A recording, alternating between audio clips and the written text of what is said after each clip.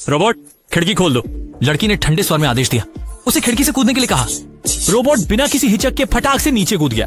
अगले ही पल दरवाजे की घंटी के साथ पुरुष गृहस्वामी ने दरवाजा खोला। रोबोट नराते कर रहा था। उसे हर चुनाई थी और वह घर प्रवेश की अनुमति मांग रहा था। मालिक ने तुरंत ही अनुमान लगा लिया कि यह उसकी प्यारी बेटी का शरारत है। उसने तुरंत घर की बैठक बुलाई और बेटी को चेतावनी दी कि उसे रोबोट का सम्मान करना चाहिए। रोबोट परिवार का हिस्सा है। अब से रोबोट के साथ शरारत नहीं करनी है। भविष्य की दुनिया में रोबोट घरेलू नौकरानी बन गए हैं जो घरेलू जीवन के हर पहलू का ख्याल रखते हैं।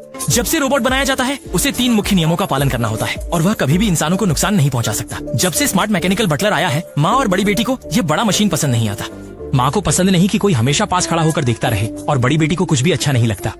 पुरुष मालिक और छोटी बेटी रोबोट के प्रति बहुत मित्र थे और उन्होंने उसका नाम एंड्रयू रख दिया।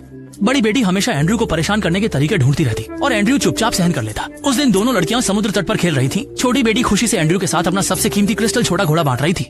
ये एंड्रयू के मैकेनिकल हाथ की बनावट के कारण क्रिस्टल घोड़ा टूट गया, जिससे छोटी बेटी बहुत दुखी हो गई। एंड्रयू बहुत दोषी महसूस कर रहा था। उसने अनजाने में समुद्र तट पर सूखी लकड़ी देखी। उसने रात भर बढ़ईगिरी की किताबें पढ़ी और एक शानदार लकड़ी का घोड़ा बनाया। छोटी बेटी ने कहा कि उसे यह उपहार बहुत पसंद है और उसने अपनी सबसे प्यारी छोटी गुड़िया एंड्रयू को दे दी।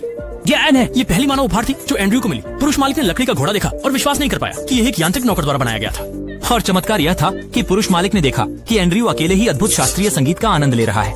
पता चला कि जब वह कबाड़ साफ कर रहा था तो एंड्रयू को एक पुरानी और खराब हालत की ग्रामोफोन मिली, जिसे उसने ठीक कर लिया और अपने पास रखा। रोबोटिक नौकर में मनुष्य जैसी विशेषताएं आ गई। पुरुष मालिक ने रोबोट कंपनी को ढूंढा और मैनेजर को बताया कि रोबोट में इंसानों की रचनात्मकता और विचारशीलता है।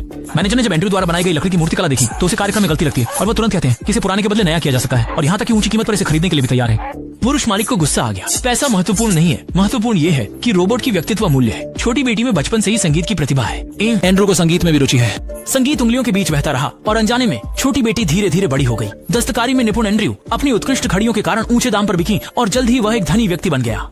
इसीलिए पुरुष मालिक एंड्रयू को बैंक ले गए और पहला रोबोट विशेष खाता खोला।